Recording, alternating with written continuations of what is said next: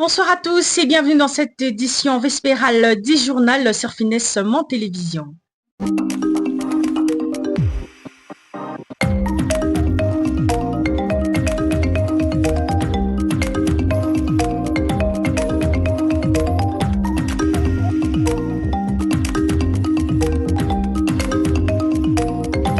À la une de l'actualité, les discussions vont continuer après la réunion entre la RDC et les Rwandais à Washington. On en parle tout de suite dans le journal. Et puis en Afrique du Sud, l'ex-président Jacob Zuma est condamné à rembourser plus d'1 million d'euros au gouvernement. À l'international, plus précisément en Europe, nous parlerons de la crainte de locataires face à une hausse de loyer. Et nous parlerons dans ce journal de l'affirmation de la rupture des négociations commerciales entre l'Amérique et le Canada. À toutes et à tous, encore une fois, bonsoir. Comme je le disais tout à l'heure, les discussions vont continuer après cette troisième rencontre du mécanisme conjoint de la coordination de la sécurité destinée à faire avancer la mise en œuvre de l'accord de paix entre la République démocratique du Congo et le Rwanda. Le tout, c'est dans ces commentaires de Maria Bima. Mardi 21, mercredi 22 octobre 2025, des représentants de la République démocratique du Congo, du Rwanda, mais aussi des États-Unis, du Qatar et de la Commission de l'Union africaine se sont réunis à Washington à l'occasion de la troisième rencontre du mécanisme conjoint de la coordination de la sécurité, le JSCM, destiné à faire avancer la mise en œuvre de l'accord de la paix signé le 27 juin dernier entre la RDC et le Rwanda. Les discussions avancent mais peinent à se refléter sur le terrain. Des représentants de la République démocratique du Congo, du Rwanda, des États-Unis, du Qatar et de la Commission de l'Union africaine étaient en réunion ce mardi 21 et ce mercredi 22 octobre 2025 à Washington, aux États-Unis, pour la troisième rencontre du mécanisme conjoint de coordination de la sécurité JSCM, une réunion destinée à faire avancer l'application de l'accord de paix signé entre la RDC et le Rwanda en juin dernier. Après une première phase consacrée à l'analyse des menaces et au partage d'informations, le délégué réuni affirme que ces 2 jours de discussion ont permis de coordonner des actions spécifiques. Leur objectif, dit-il, est de créer des conditions pour neutraliser les forces démocratiques de la libération rwandaise FDLR et lever des mesures défensives du Rwanda. Mais à ce stade, il est encore difficile de savoir quand commenceront ces opérations contraignantes contre les FDLR. C'est un travail technique, pas besoin d'attendre des décisions. L'Institut supérieur technique des arts et métiers a organisé un test d'orientation de nouveaux étudiants ce 11 octobre 2025 au campus de l'ISTAM. Je ne vous en dis pas trop, suivez ces propos du directeur général, le professeur associé Georges Kassongo Kalumba. Bon, disons que nous sommes dans la logique des instructions officielles de notre ministère des tutelles, le ministère de l'enseignement supérieur et universitaire. Logique qui voudrait que tous les élèves finalistes aux examens d'État, ceux qui ont réussi avec moins de 60%, puissent être soumis à un test d'orientation, c'est-à-dire après préinscription. Ils sont soumis à un test d'orientation, lequel test nous permet de vérifier s'ils ont compétence de s'engager dans les filières qu'ils ont pu choisir lors de la préinscription. Et seulement après ce test, nous allons confirmer leur inscription définitive en tant qu'étudiant à l'ISTAM. Voilà, aujourd'hui nous étions là dans le cadre du premier tour de ce test qui est en train de se passer en ce moment. Il y a même les premiers candidats qui sont en train de déposer leur composition et de sortir des locaux.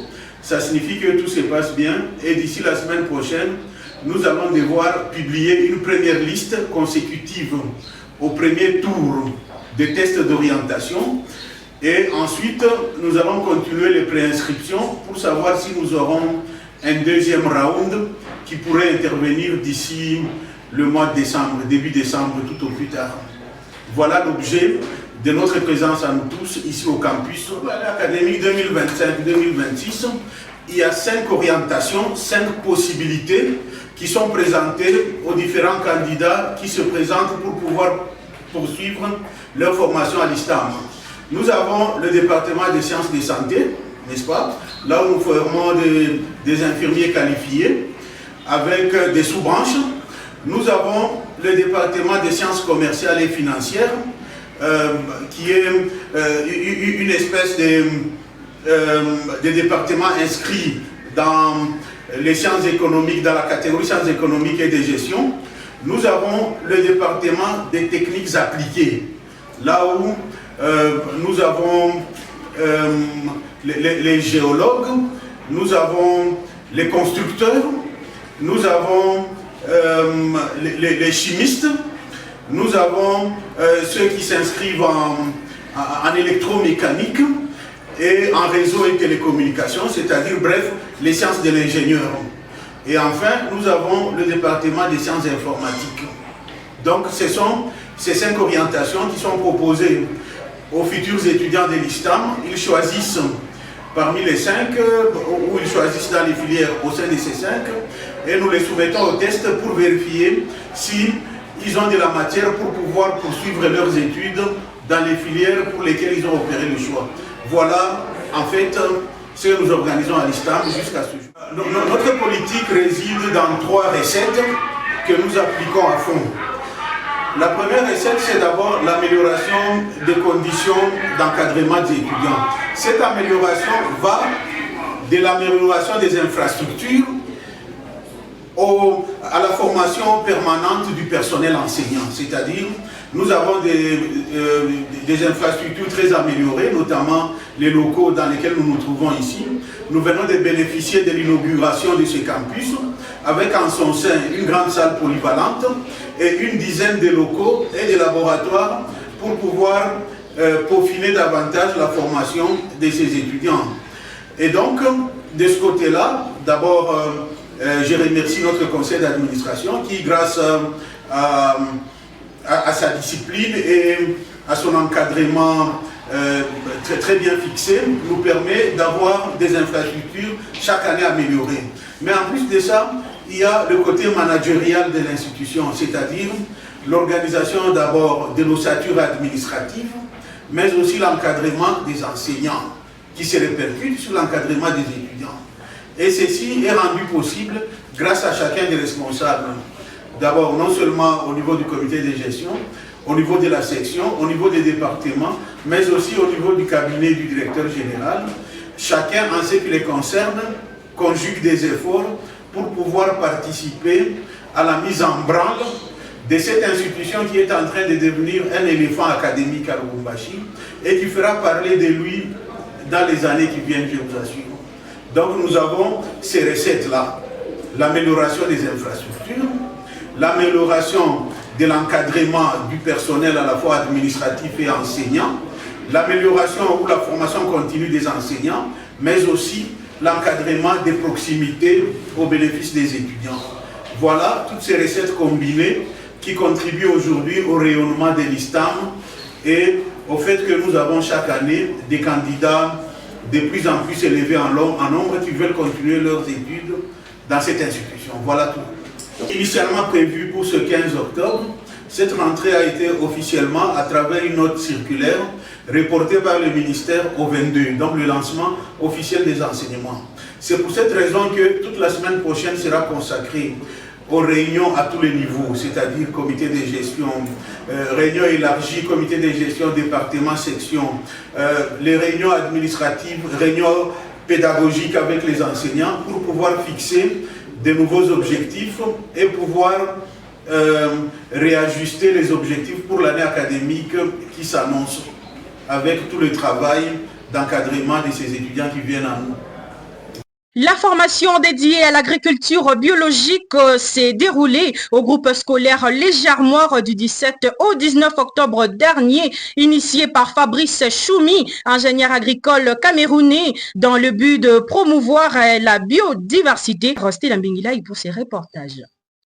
Former les agriculteurs de demain à l'agriculture biologique, tel est l'objectif principal de la formation organisée au groupe scolaire Le Jarmoire avec les élèves de l'agriculture et des nutritions, ainsi que les amoureux de l'agriculture venus des différents coins de l'espace Grand Katanga. en faisant venir comme formateur l'ingénieur agricole camerounais Choumi Fabrice. Cette phase de formation a débuté au premier jour par l'intonation de l'hymne national, suivi du chant d'accueil dirigé par la gestionnaire de l'école, Madame Nadine, du mot d'ouverture prononcé par le préfet et de la présentation du formateur. Pour moi, c'est une grande joie. Et si les sorts doivent tomber sur notre école, je me dis que nous avons intérêt à être contents aujourd'hui. J'ai pris le temps de réfléchir là-dessus. Je vis que les choix étaient vraiment judicieux. Simplement parce que l'école organise des filières agronomiques. Nous avons la nutrition, nous avons l'agronomie elle-même.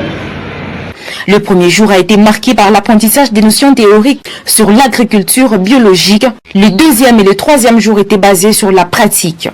Dans les pays... C'est quoi? C'est qu'aujourd'hui, dans notre environnement, nous avons beaucoup, comme l'a dit Madame Luce en titre d'introduction, nous avons beaucoup de problèmes avec nos différents aliments.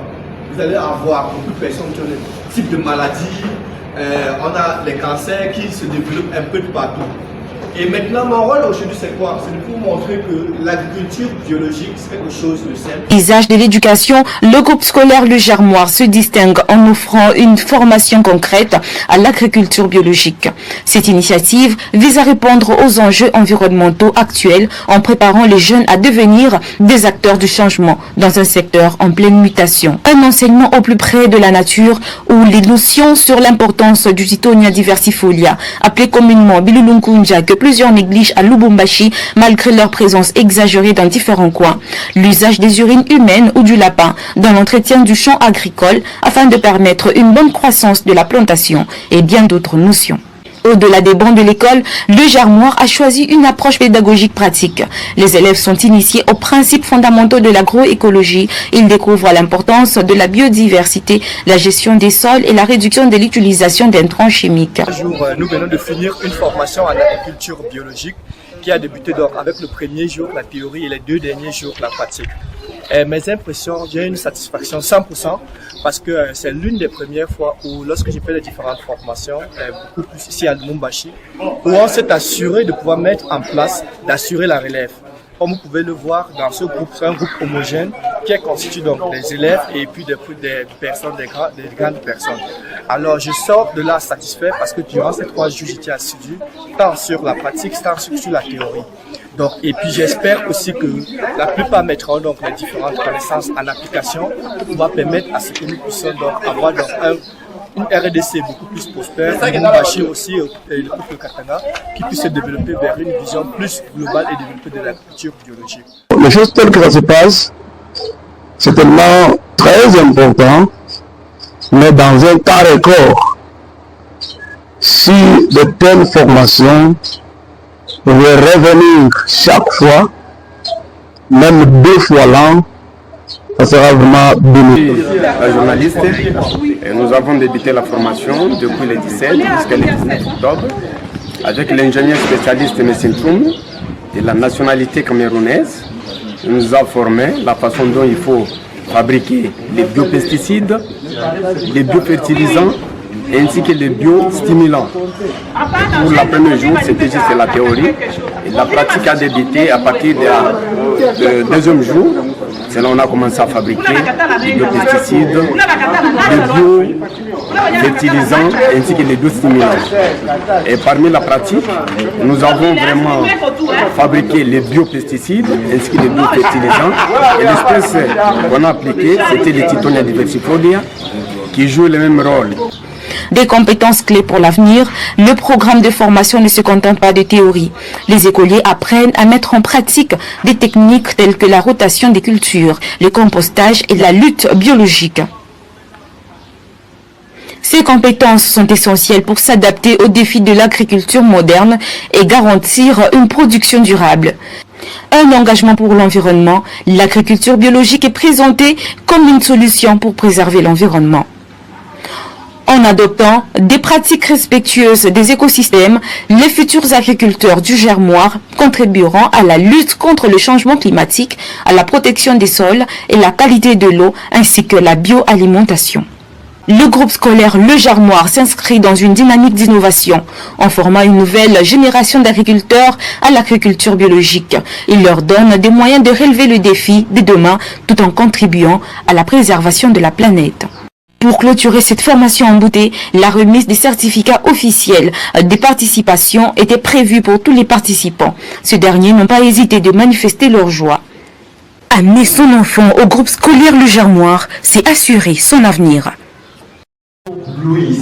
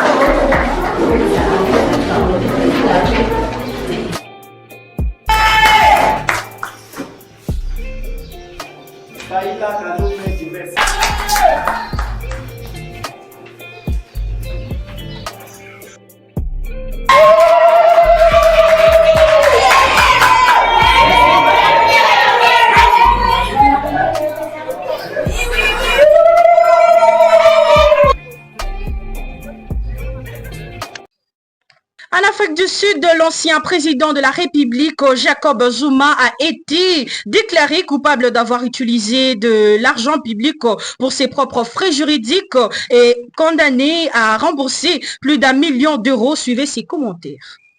La justice sud-africaine donne 60 jours à l'ancien président Jacob Zuma pour rembourser un peu plus d'1 million d'euros. L'ex-chef de l'État, figure de la corruption et de la capture d'État en Afrique du Sud, forcé de quitter le pouvoir en 2018 et cette fois reconnu coupable d'avoir utilisé de l'argent public pour ses propres frais juridiques. Pour la première fois, la justice d'Afrique du Sud vient de poser un ultimatum à l'ancien président Jacob Zuma, l'ex-chef de l'État, reconnu coupable d'avoir utilisé de l'argent public pour ses propres frais juridiques à 2 mois pour rembourser un peu plus d'1 million d'euros. Cette affaire n'est pas nouvelle. La justice planche depuis plusieurs années sur ces cas d'argent public utilisés pour des affaires judiciaires privées. En 2021, devant la cour d'appel, les avocats de Jacob Zuma avaient joué sur la notion de responsabilité, affirmant que l'ancien président sud-africain n'était pas responsable personnellement. Mais la justice n'est pas de cet avis. La haute cour de Pretoria déclare que Jacob Zuma est bien coupable, responsable d'avoir utilisé de l'argent de l'État en toute illégalité pour des frais juridiques qui concernent ses affaires de corruption personnelle. Jacob Zuma dispose désormais de 60 jours pour rembourser la somme demandée, sans quoi sa pension d'ancien président pourrait par exemple être gelée. L'ancien président a réagi à cette décision, mais il reste très flou. Une réunion est prévue avec mes avocats pour discuter de la suite à donner à cette affaire. Nous avons pris rendez-vous avec eux pour faire avancer ces dossiers, a-t-il déclaré. Le deuxième parti politique du pays s'est lui félicité de cette décision. Nous sommes impatients de voir M. Zuma rembourser ce qu'il doit à l'Afrique du Sud. En Espagne, la crainte du logement est devenue un casse-tête pour le gouvernement socialiste qui redoute une nouvelle grogne sociale, car malgré les mesures prises à l'approbation d'une loi sur les logements pour freiner l'escalade des prix, d'ici à quelques mois, près de 300 000 baux vont être renouvelés. Cela pourrait plonger le locataire dans l'angoisse de ne pas pouvoir faire face à une hausse inhérente de leur loyer, notamment à Madrid, capitale de l'Espagne. Et pour finir en Amérique, le président américain a décidé ce jeudi 23 octobre 2025 de rompre immédiatement les négociations commerciales avec le Canada. Donald Trump accuse les autorités canadiennes d'avoir tordu le propos de son prédécesseur Ronald Reagan dans une campagne publicitaire contre la hausse de droits de douane entre les deux pays. Et voilà, c'est par ici que prend fin cette tranche informative. Merci à tous de l'avoir suivi. Restez sans oublier que chaque mot est une sémence. Plantez-les avec sagesse. Adios.